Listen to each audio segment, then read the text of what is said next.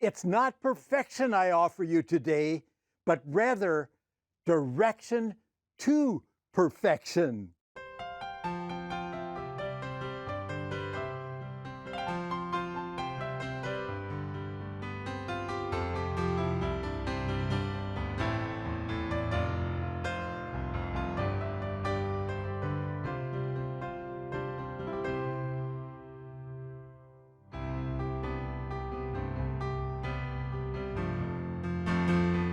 Let's get to the painting. Wow, what excitement to anticipate doing a seascape. I live 1 block from the ocean. I forgot how many steps it was. 1 block from the ocean. I go down and see that beautiful sea and have inspiration. The subject that I'm going to show you today, let me hold this up. This is what I have. Of course, I added a little bit from what I saw, and that's what we should do.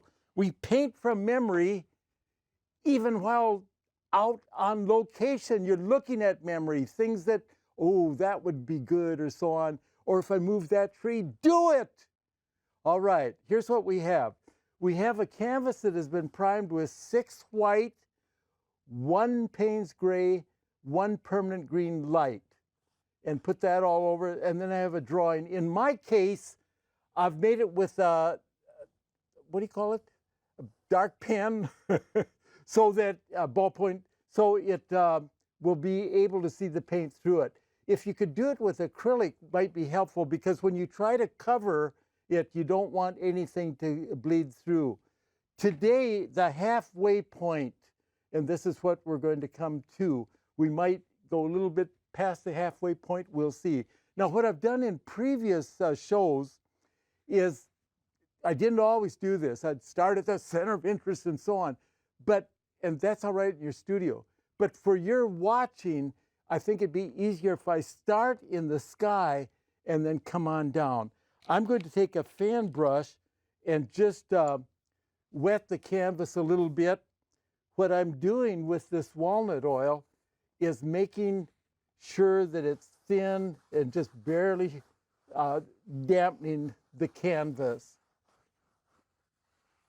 It'll make the paint flow that much more freely. Now, as we said, we want to have a starting at the top.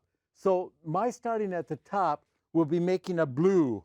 I have some colors here that, oh, just the titles of them are so good. I'm going to call this phthalo blue, but it is a phthalocyanine blue red shark. Wow. Shade, not shark, shade.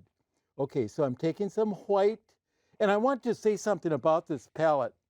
You can see all the paint on the left side and blank on the right.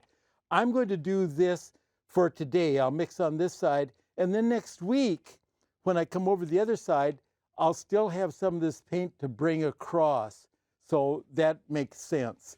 Okay, so I have white. Let's take some of this blue. And I'm saying, okay, that looks like about 1/6. Gee, 6 white, 1 blue. That's powerful. We'll use that.